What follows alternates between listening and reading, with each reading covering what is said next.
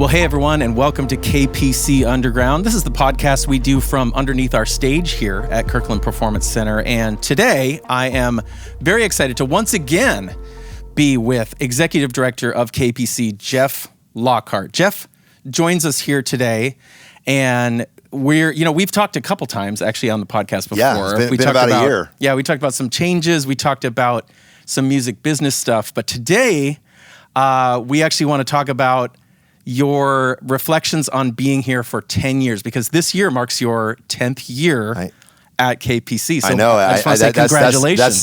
Thank you, Aaron. That sounds like such a lot. It doesn't feel like 10 years. Yeah. That sounds like such a big number. Right. Yeah. But 10 years, I mean, if someone had asked you back then, in 2014, like, where do you see yourself in 10 years? If you reflect on like what life is actually like in 2024 versus maybe what you expected, what's different about that than what you expected? Goodness. That is a good question. I've never been asked that before. Back in 2014, when I came here, KPC was very different. It was going through a lot of challenges. To be frank, and with all due respect, the organization was trying to see if it was still viable. Should they continue? It was struggling, big time struggling. Maybe not able to go forward. And back then, I first came on as I was a professor. And it was overseeing a program at Northwest University in Kirkland, and I was the chair of a recording and music industry business school there. And I came over to be the interim executive director, just to kind of get it going again and see if we could kind of get on its feet while I was still there. I didn't know it was a 6-month situation, and I was only thinking for 6 months. Right.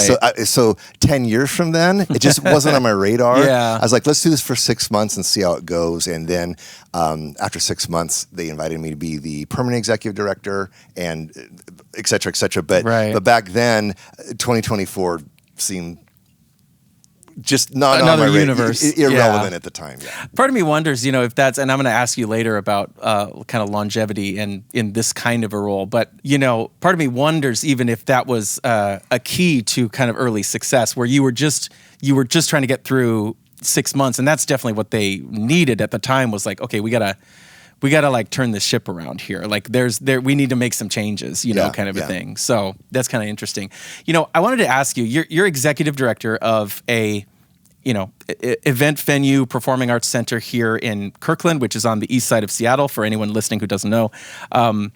What is that job, or let me ask you this. What is one thing about that job that maybe a lot of people would be surprised to know that you spend a lot of time doing in your role as executive director? Yeah, that's a great question. A lot of people, I think in my role, it's kind of hanging out with the artists and listening to records, and it's maybe like a bigwig.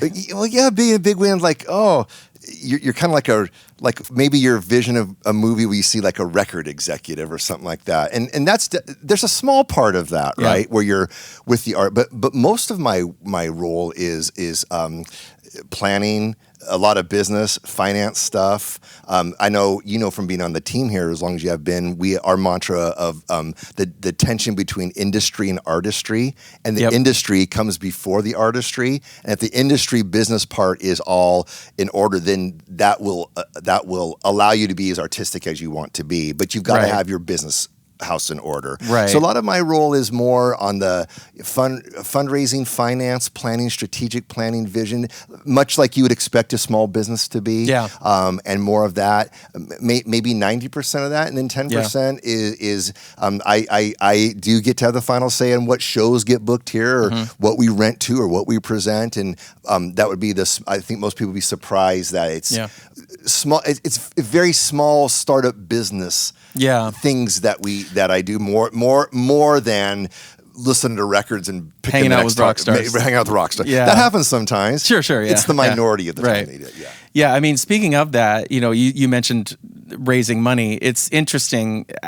Still to this day, we get people who don't know that we're a nonprofit, and maybe talk a little bit about what exactly, how does that work? Being a nonprofit as an event venue, and what are some of the unique, like, maybe cool things about that, and then challenges about that too? Yeah, a lot of people don't. We're a 501c3 nonprofit, and I have to say, I'd be remiss not to say, if someone's thinking of their charitable giving this year, I hope that you think of KPC, because that's how we make it, and that's how we keep going. Yep. But if you were a for-profit venue, you would just be pretty much relying on doing shows and selling tickets and that transactional part of it. You buy a ticket, you see a show, you make your money on them, just like a business, and you're selling tickets, right? Yeah. That is a part of what we do, definitely. But more so here as a theater and a community theater, we were talking about this yesterday in another team meeting.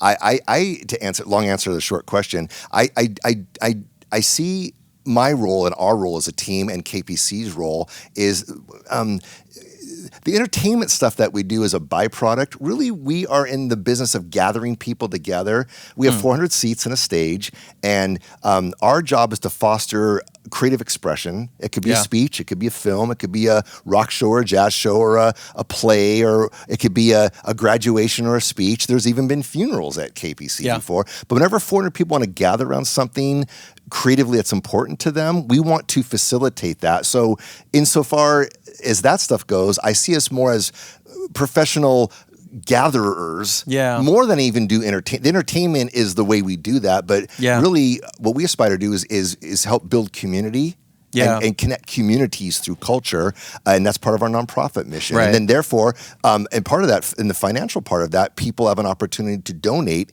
and get a tax write-off. Right. Beyond just, you can buy a ticket. That's awesome. We have to sell tickets. Yeah. But people who feel philanthropically or they align with our mission in their heart can give money and support us that way, and actually receive a tax write-off for that, which I think is really advantageous to us.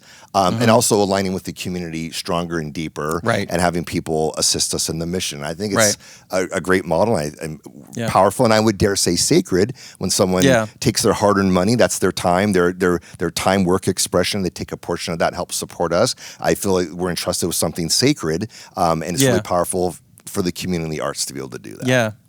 Yeah, I mean, just today we received a beautiful donation of an old, over 100-year-old piano over at KPC Studios. Exciting. And thanks to that person, I'm not going to say their name or anything, but that person, if they're listening, thank you so much. And very amazing piano that we're going to be using for recording and doing lessons and all kinds of things over there at KPC Studios. But it is cool because it allows that extra layer of like buy-in from the community. And then we on staff, I think the longer I'm here personally, the more I feel like I'm in a service position. I'm here to help. I'm here to help the community like realize their, be involved in creativity and in the arts. And that feels different than just kind of the mechanics of like, operating a venue or whatever. So yeah, no, 100%. That's very well said.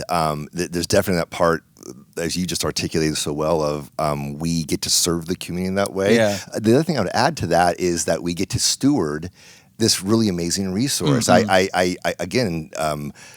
I feel a sacred entrustment that the community has this beloved Kirkland Performance Center that, 85,000 people a year go through here, almost 300 shows a year, all these different programming. And as we talk on the team, we are the generation right now that get to steward this, leave it better than we found it one day, and along the way take care of it, and that we get to serve and steward that is really an honor to be able to do that. Yeah. So on the flip side of that, sometimes we do get to work with rock stars and we get to brush shoulders with them, and it's fun to go backstage and, hang out with them.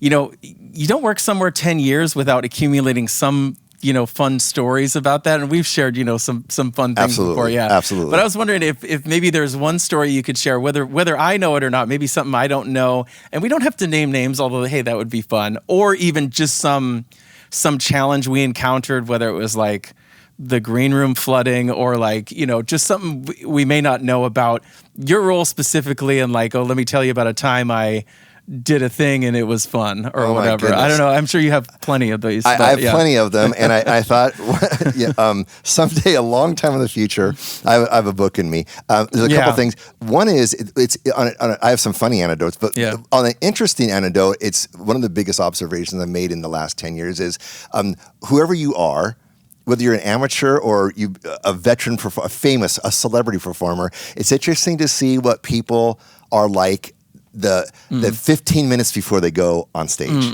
Everyone has a different routine or a different preparation for that, or what they do to calm their nerves, or someone that you have immense respect for, and I won't name names here for that, but immense respect for, and then what they do to prepare themselves, or call home, or they're doing their homework with their kid on their iPhone, or they're feeding their dog, or they go for a run, or they have a call it a prayer, or a introspection, or a huddle. It's just been interesting to observe. Or some people need to have an hour to get ready, and some people, the car pulls up, the door opens, they get ushered on the stage, they do their thing, and they leave. That's been really interesting. One of my favorite things I do here. It's fun and interesting to see that. Yeah, sure.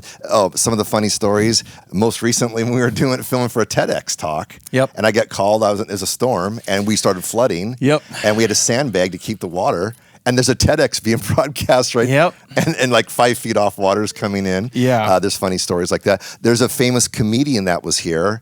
It was raining out. My wife and I were going to come to the back door, but it was raining so hard. We were just trying to get in, and I was going to welcome the show that night. And when I opened the door, the comedian was in their T-shirt and boxers, sitting cross-legged with their 2 German Shepherds eating pizza, and offered us a slice. A comedian, you know who it was. It was really funny. There's all sorts of funny. Some of the things I was most honored, just being a kid growing up, and my main hobby is I'm a vinyl record collector, always have been, my own musical hero. When Don Felder from the Eagles was here, and in my role, I got to spend 15 minutes alone waiting for him to go on stage. It's those 15 minutes. He used to kind of tune his guitars backstage, and the double neck guitar he used on Hotel California was there. And I was by myself about to go on, and we're talking shop about what that guitar did on Hotel California, and I'm like, okay, this is pretty cool right now. There's been some moments like that, or hanging out with Steven Stills and Judy Collins, or just heroes or Booker. We're the room we're in right now. We had a autograph signing. Booker T. Jones was here, and me and a friend were talking shop about touring with Otis Redding, and what was like, and recording at Stax Records, and coming again, by the way, in April pretty of this soon. year. So, those are those kind of in my role, unexpected moments. Just at the end of the day, we're music fans. We have our heroes, and spending time with some folks like that and talking shop, which I wouldn't expected to do. And getting to do that is pretty special. It is pretty cool. And I think what I find too is if you're cool, most people are cool. Like, you gotta give them their space, and you can't, I don't like to, if someone's in a bad mood or whatever, like you just don't know what someone's personality is. Maybe they're an introvert, maybe they've been on the road a long time, and so you can't expect them to just be chatting you up or whatever when you're backstage. But I find that as long as you're cool, you're doing your job back there, hey, glad you're here, oh, want to say I'm a big fan, whatever, you give them a little interaction like that, 99 out of 100 people are going to be like, oh, thank you so much, and 100%. So.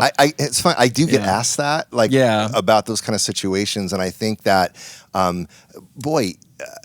what you learn is whoever's here, all the people we just mentioned, there's people, right? And by the time they get to our theater, they've been on the road, they're tired, maybe they're going to go on stage at 8 o'clock or 9 o'clock. It's their bedtime normally, and they're hungry, and they're far from home, and they're just people, right? And I think that if you're just respectful of that, or want to, and treat them as such, then you get to talk to them or something like that. But I hope what artists, touring artists, are artists that any local artists, when they come here, is that KPC is a creative refuge that is served, like we said earlier, and whatever your presentation is, there's a staff here helping you to, as an artist, do well by your craft that night, and there's respite and refuge, and as an artist, it feels good to be here because it's conducive to express your artistic presentation in a place that feels good to do that. Again, it comes back to that kind of like service thing. That's how I feel when I'm around, especially like artists who I really admire. We had like Rufus Wainwright here not too long ago, and I just love him as an artist and everything. I just wanted, my whole mood with that whole thing was just like, how can I help and make his stay here, make him have a good time here. That's what I want. I want him to come away from here going, that place was, the hospitality was great. Like they took care of me. I want to come back there. That's what like lights me up, and working with artists and stuff. 100%. And what we aspire to be, what I'm proud of is, whatever your celebrity level there is that, but even down to the person who they're from Bellevue. Yeah, and they're renting we have lots of private schools that rent from here and do their graduations, or name whatever that presentation is, that, whether you have a Grammy or a Tony or an Oscar, or you're just a person in Bellevue and you have an artistic expression, that you come here and this is the place that we help you to put that on. You're getting that level of care and treatment and service, and we treat that as such. So, I love that. So, 10 years is a long time to be in any job. To be in like an arts creative sort of job, I would say it's almost like dog years. You're like, this is like 25 years, in a role like this. I just wanted to ask you, like, what do you attribute your longevity and being able to be at a place for 10 years plus? Yeah, this is going to sound really cliche, but I mean this sincerely. I just love what I do. I love it. If I'm far from this, but if I was going to retire, this is what I would be doing. Right. And like I've told you, I mean, I'm a kid that grew up in Federal Way, playing in backyard rock shows with my little drum set, and I was doing this as an 11 and 12-year-old, but now I'm this stage in life, and I just grew up to do what I've been doing all along. Right. And I just love it. And when I first got here 10 years ago, there's challenges, and there's always challenges here. It's a nonprofit. We were joking with the board of directors. If it's not, your donations are off, or the gala does this or that, or a show doesn't sell, or a pandemic hits you, or a flood happens in the bottom of the theater, there's always a challenge. But I think at the end of the day, it's kind of the old adage: if you're doing something and you're not called to that, do anything else. But if you're called to it, don't do anything else. And I really feel that about here. I mean, I really feel like this isn't something I do. It's who I am. I'm passionate about music. I'm passionate about what music does for us as human beings, and the performing arts. And if I'm not here, I'm collecting records. I'm not doing that. I play in 5 bands. And the bands, I own the label all the bands play for. And I'm the agent of all my friends who are in the bands. And I don't do a lot of things well in life. I just love what I do, right? And I really, really love when the pandemic happened. I think a lot of questions I got was, KPC going to fold? Are you going to go off and sell insurance now or whatever? And we worked together in that, and it's like, no way. Like, and not only was really challenging and really hard, and KPC had to shut down for a time, and we had to pivot and become a live stream studio. But when I look back at that, that was some of the best defining moments of this theater, and it was fun. It was super honoring in some of the things that we did that. So I just love what I do, and when you love, like they say, when you love something, it's not work. And I mean it sincerely. I can't imagine doing anything else, because I'm just having fun, and I love it. So I like that. I mean, I think that's like, if you love what you do, you're going to be able to roll with all of the chaos, which it might seem like chaos to some people who are working, maybe a 9-to-5 or whatever kind of job. Like you have to be a certain kind of person in order to work here. It's not for everybody. It's not for everybody. You got to be able to adapt, and you got to roll with it. Yeah. Like if you can't roll with it, you're just not going to have a good time. That's a really good point. And again, not to diminish any of that. Like, if you love your job, you won't work another day. You won't work another day in your life. Yeah. Right? But no, this is we all wear several hats. We're all flexible. Right. Again, another cliche we talk about in our staff meetings together is we're not in the entertainment business. We're in the pivot business. We're professional pivoters, right? Yeah. So in a given day, we all do different things, and that's not for everybody. I mean, we have to think outside the box. And I think I've been here 10 years in our 7th business model so far, and we have to change and do different things, and there's lots of elation, and there's lots of disappointment. Yeah, and I think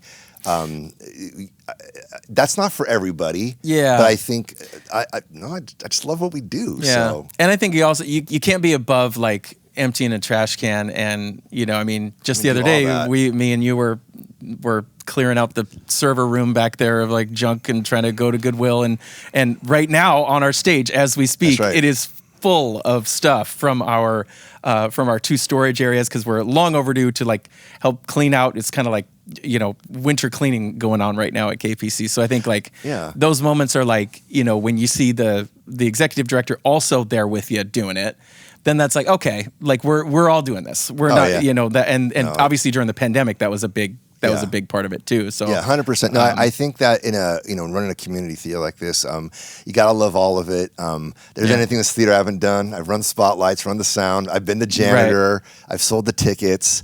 I've printed the flyers and stapled them up had to run away because the police were telling me not to. Don't litter on them when I was a kid. The whole thing. Yeah. And so, I think just at the end of the day, we just love this place, and it's an honor to do all this stuff. So. Okay, so 10 years is a long time, and obviously a lot's changed, and we've talked about that, ad nauseum. What has not changed in 10 years? What is the same, or what are some of those kind of core things about running a theater, being involved in a creative business that were true back then and are still true today?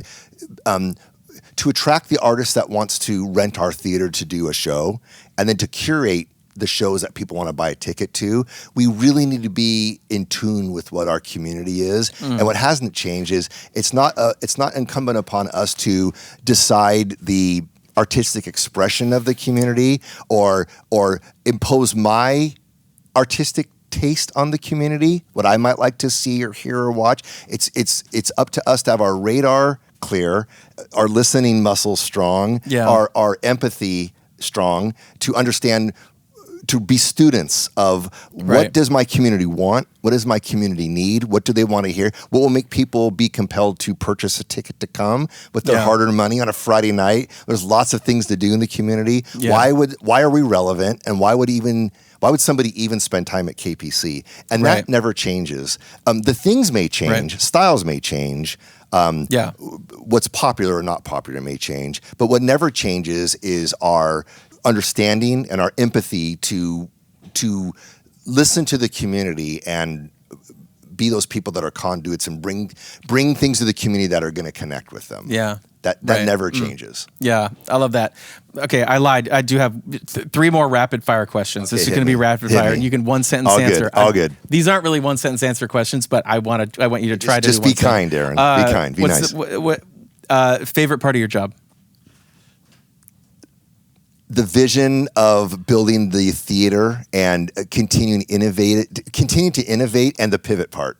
Yeah, the pivoting, the innovation. You like it. My favorite part of the job. Yeah, I love it. I thrive when that's not happening. I get bored. Get nervous. Yeah, I get nervous. Yeah, right. Get bored. Right. What's your least favorite part of your job? I'm gonna be transparent. We're worrying about money. Yeah. Yeah. Like and that's never gonna change. But my least favorite part is, oh my gosh, we're in good shape. KPC's run very, very great. Yeah. But I think that when the fundraising and how we do all that kind of stuff, and that's the hardest part of my job. Yeah. Sure.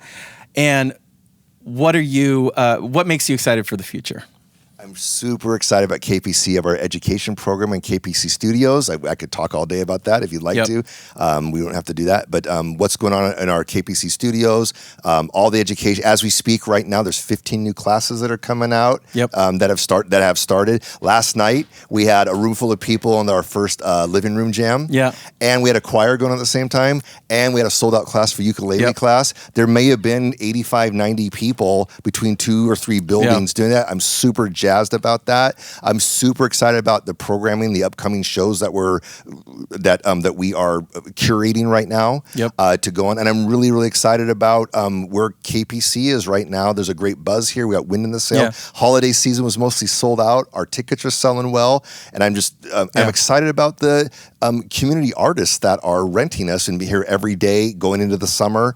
The different cultural expressions that are happening here. We're just in a good place with all this, and I'm really excited about this year and going into the future with it. Me too. Thanks for sitting down with us. Thanks, really Aaron. Appreciate it. It's always fun to chat with you. Likewise. Yeah. Good stuff. I'll send in a plug for Jeff's band, one of Jeff's several bands, Laurel Canyon Legacy, who are playing here at KPC on February 10th. That's a Saturday, I think. Saturday, February 10th. Saturday, Feb 10th. Be here. It's the music of the 60s and 70s. How would you describe this the Laurel band? Canyon is the era of about mid 60s and mid 70s where all this Joni Mitchell and Crosby, Stills and Nash and Neil Young and Fleetwood Mac and the Eagles and the Monkees and the Doors and the Beach Boys. Yes. All that music was coming out of it. And we'll do 2 hours of all that. Love those it. hits. Led by lead singer who we both know very well, Leah Harris, who is an angelic voiced Leah Harris. And so that's coming up. Also, check out kpcenter.org for all of our things we have coming up. We got a bunch of shows, over 20 shows still left in our 2024 season. And definitely go there and check that out. Also check out KPC Studios and all the fun educational things that are happening over there. We'll leave it at that. Thanks again, Jeff, for sitting down with us today. Thank you very much. All right. See you soon.